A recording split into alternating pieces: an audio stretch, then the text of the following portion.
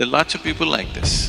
They're intelligent, they're competent, they're capable, but their life is a mess because every step they take, they are in friction with something. Any moving part, we want to make it round because it moves with least amount of resistance. In the Far East Asian cultures, they're referring to an enlightened being as Enchi, which means he's a circle. Whatever they consume is just burnt and it doesn't become body, it becomes another dimension of energy.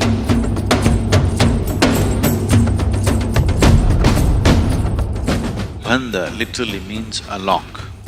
That is, you engage certain locks in the body so that your energy behaves in a particular way.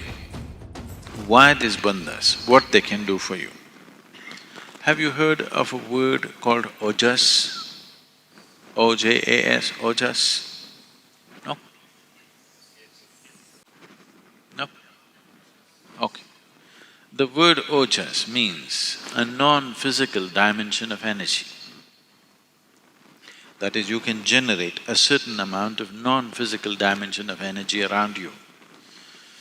If you have Ojas around you, your passage through the world, the passage through life becomes well lubricated. That is, you will pass with minimum amount of friction. In the Far East Asian cultures, an enlightened being is referred to as Enchi. Enchi literally means a circle. You know, your car, do you have… what kind of wheels do you have? Round wheels or square wheels or triangular wheels? What do you have? Oh, but triangular wheels would be definitely more jazzy, isn't it? Why round wheels? Least amount of resistance. With least amount of resistance it rolls. Any moving part, we want to make it round because it moves with least amount of resistance. So we are referring to… in the Far East Asian cultures, they are referring to an enlightened being as Enchi, which means he's a circle, not because he's round of body, because he moves with least amount of resistance, well lubricated. You may have a fantastic driving machine, just take off the engine oil and drive it. How long do you think your car will last? Your Jaguar, how long will it last if you take away the engine oil? Maybe 10 minutes. In 15 minutes, it'll be gone. So lubrication is that important. In anything that moves, lubrication is that important.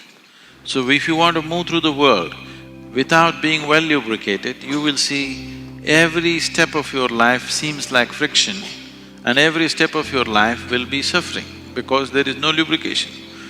There are lots of people like this. They're intelligent, they're competent, they're capable, but their life is a mess because every step they take, they are in friction with something. So if you develop a certain amount of ojas around you, you pass through this existence with least amount of friction. The less friction you have, the more you would like to do, isn't it? Yes? You would naturally venture to do a lot of things if you had no friction problems.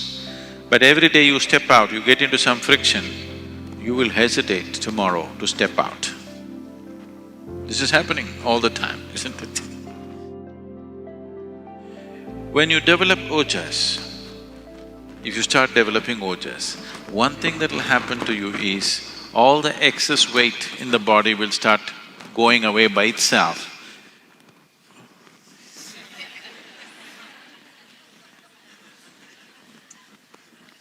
Oh.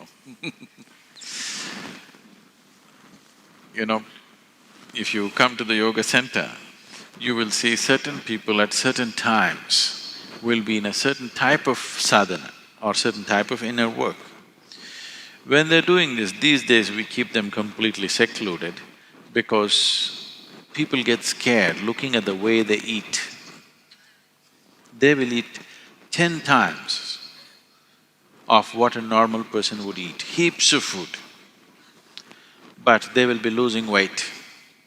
We will put them on high-fat diet, all ghee, milk, butter, like this. In spite of that, they will continue to lose weight simply because they're converting the physical into non-physical dimension of energy. Whatever they consume is just burnt and it doesn't become body, it becomes another dimension of energy. In yoga, we call this as stealing from the earth. Because whatever you have right now, the mass of your body, is something that you have borrowed from this planet. You can borrow. Mother Earth is very generous with the loan that she gives. You can borrow as much as you want if you can carry it around. But when the time for payback comes, she will collect atom to atom. If you say, I've been here for so long, let me have one atom as a souvenir, no deal. She collects every atom back. So this is considered stealing from the earth because now you transform physical into non-physical dimension of energy. Now she cannot stop you. You can take it away with you.